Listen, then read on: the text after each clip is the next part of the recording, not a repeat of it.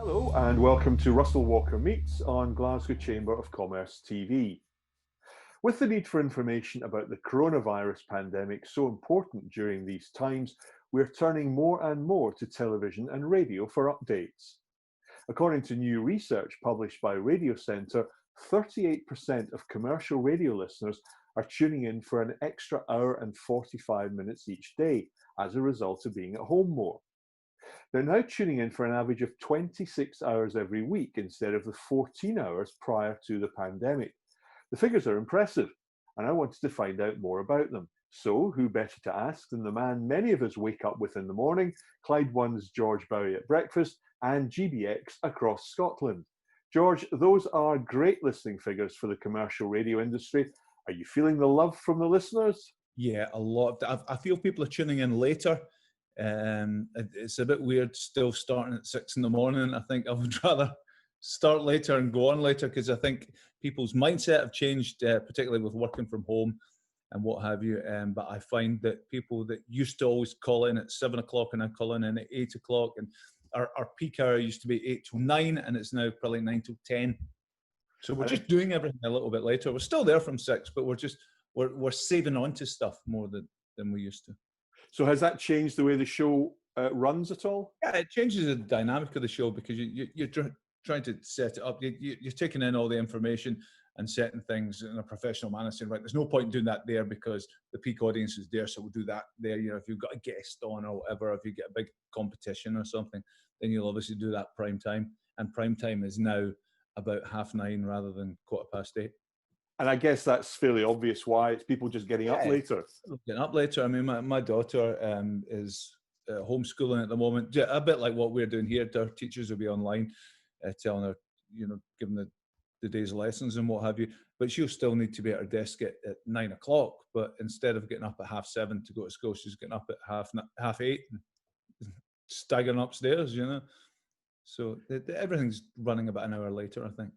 So how has lockdown been for you and the family? It's been okay. I've got 3 kids, but only 2 of them live at home because my older one lives with his girlfriend. And my 19-year-old, I think, is finding it hardest because she was at university through in Edinburgh. So she's staying with all her pals. She's moved out of the house.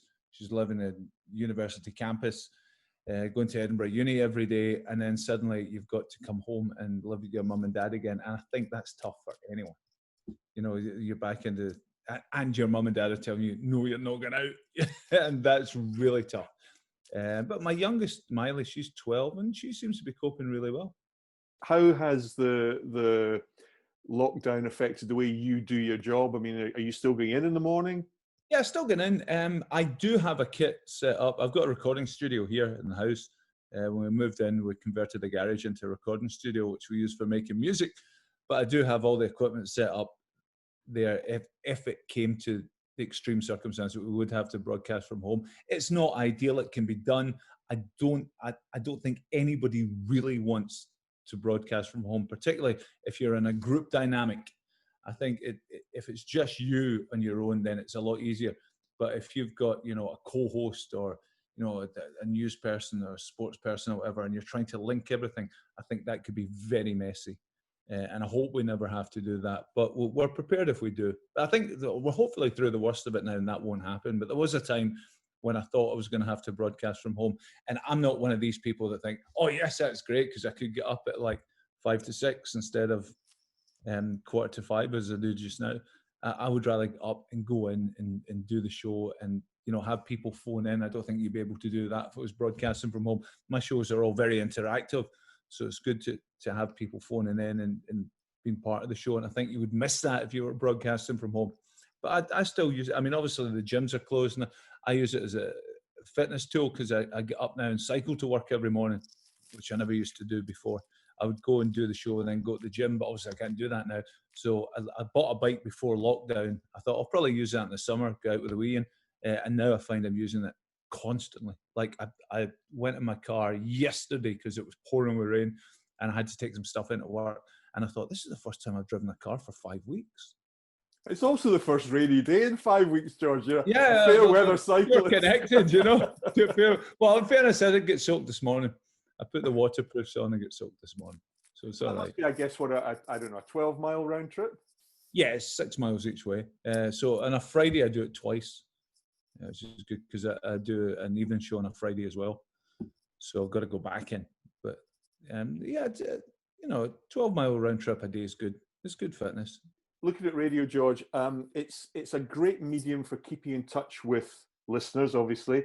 And, you know, the stats that I read out at the beginning there's a real love for radio from listeners. They seem to be listening longer. But there's also, I suppose, responsibility with that because you've got to get it right. And I guess from your point of view, your breakfast show is very in your face. It's very up and at 'em. You've got to get a balance, I guess. You've got to be responsible. You've got to find a balance. You're right. It's one of those things that there's kind of like a line. It's like you can joke about this, but you've got to be careful what you joke about because there's people listening that have lost family members, people close to them, friends, workmates. You know what I mean? You've got to take all that into consideration. But by the same yardstick, you've still got to be you. So it's just being responsible, I think. And I think you've got to be careful about the information you give out. You can't make jokes about lockdown will be over whenever because you don't know that. And you've got to just double check, verify information that certain places are opening again and this is going to happen.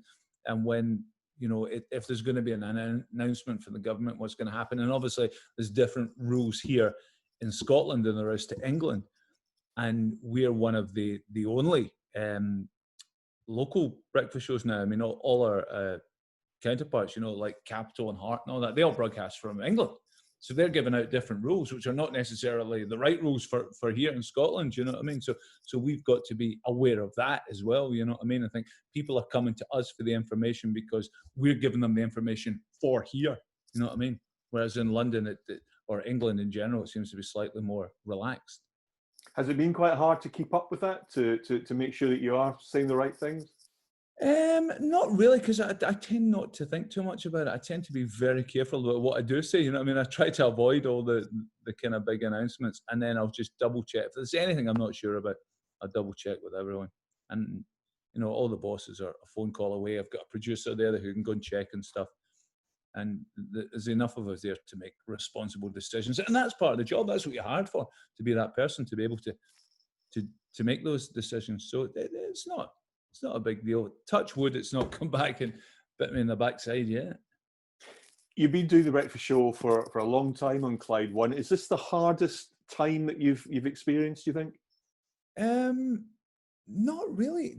To be honest, I'm not finding it difficult at all. If anything, I'm actually finding it easier. And I know that sounds bizarre, but it's so laid back. There's no bosses there breathing down your neck. There's no salespeople coming in saying, "Oh, do this, do that." You know what I mean?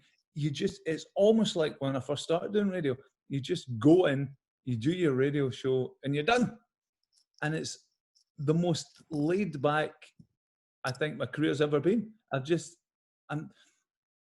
think enjoying it's the wrong word, but I'm enjoying the piece to get on with doing great radio.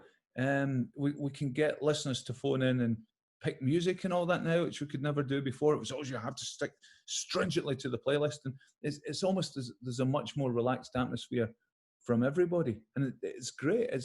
I'm really enjoying it, and I would hate to not be on the radio at this point, because this is a time in our life that we'll always remember for, sadly, mostly wrong reasons. But you want to be, if you work in the media, you want to be right in the front of that during a crisis like this. And I think I'm lucky enough to be there.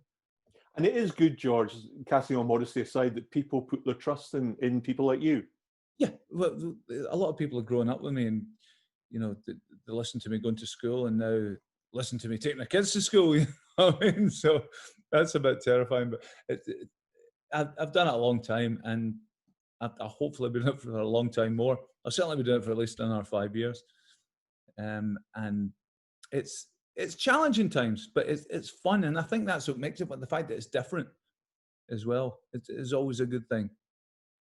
I've spoken to quite a few creative types during this lockdown, and a couple of them were saying they're actually bizarrely finding it harder to be creative, to get focused, perhaps because they've got more time.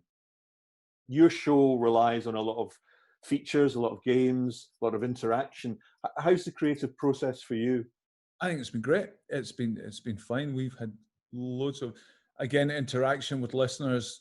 I think more listeners are at home, whereas before, you know, they would be going to work during the show and they wouldn't have time to interact. I think they have more time to interact now, and I think there's probably more going on now than before, or certainly none less so than there was before all this started. So I think the show is still as creative as always, and people are still getting involved.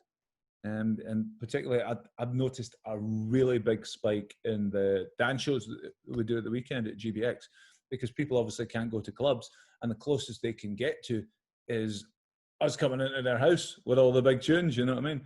So on a Friday night, we're all over Scotland, and we set up the webcams in the studio, and the amount of hits we're getting is incredible. I think we've got something like 6,000 comments on our Facebook page on Friday night while the show was live on air, and something like 500,000 views. It's just madness. Wow. But it's great, and that's Friday and Saturday. That's all going off. I mean, the cameras are only on a Friday, but we're on a Friday and a Saturday with that, and I've found those shows are just like through the roof. I'd like to actually sit down and see the digital figures for those, because I think they would be spiking quite high. You're talking about big tunes there. I think you had your own fairly big tune out fairly recently. Tell us about we did that. a track. It was a track we'd spoken about doing David Bowie's Heroes a long time ago, and we had a demo of it, and my wife heard it and said, you should bring that out for the NHS. So we looked at it and we thought, actually, we should re-record it and make it a bit more, because it was quite a banging, full-on dance version. I thought we should maybe make it a bit more fitting. So we re-recorded it with Stephanie Cheap, a Glasgow singer that we've been working with. Well, she's from Hamilton, and she's going to be amazing. She just won a few awards, and like Best New Artist, Best Unsigned Artist and all that. And we'd been doing a remix for her anyway. So we said, would you like to re-record this Heroes track for us? So she did the vocal, and myself and Sparkos that do all the remixes, we produced it. So I did it in my studio, played all the kind of strings into it and all that kind of stuff. And then I sent it to him, and he added his bit to it, and sent it to Stephanie, and her band added their bit. Then it came back to us, and between the two of us, we just sent it back and forth and mixed it all up, and then brought it out for NHS Scotland and the Cares Trust Scotland. And it did brilliantly. I don't know how much it's raised yet, but I'm sure it's raised a tidy wee sum, because we got to number 2 on the Scottish chart and number 11 on the iTunes chart, which is great. Fantastic. Yeah, it did really, really well. So it's still out there as well, and it's still raising money. So that's good. No, it was a bizarre week. It was like our pop star week, as we call it, because we're just focusing. The iTunes chart changes like every hour almost, and we're just watching it going up and up. And it's like, we got really excited when we got to 43. It's like, wow, if we crack the top 40, that'd be great. And then, it might go top 30, and then suddenly boom, and so it's 11, we might go top 10, but we just missed out on top 10, but it did brilliantly. So that was great. Now that's a success story, but obviously the pandemic has caused a lot of issues for the music industry. How badly affected do you think music has been by this? I think it's going to have the opposite effect. I think what you'll find is every artist in the world is going to have a new album out in the next 12 months.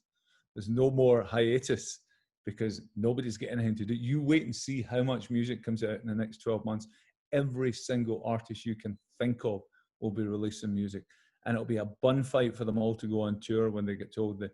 I think when this is all over, that places like the Hydro will be open every night, because every artist in the world is going to have new product out next year, and everybody's going to want to tour. So I think, yes, at the moment it's quiet. There's no gigs on, there's no clubs, whatever. But you wait and see. I think everybody's going to be releasing music as soon as they can. How much are you missing the clubs? Oh, you wouldn't believe. You wouldn't believe. It's just, I'm so demented. I've done a few gigs on my balcony. Yeah, I got a balcony here that overlooks the university, so I've done a few gigs on there.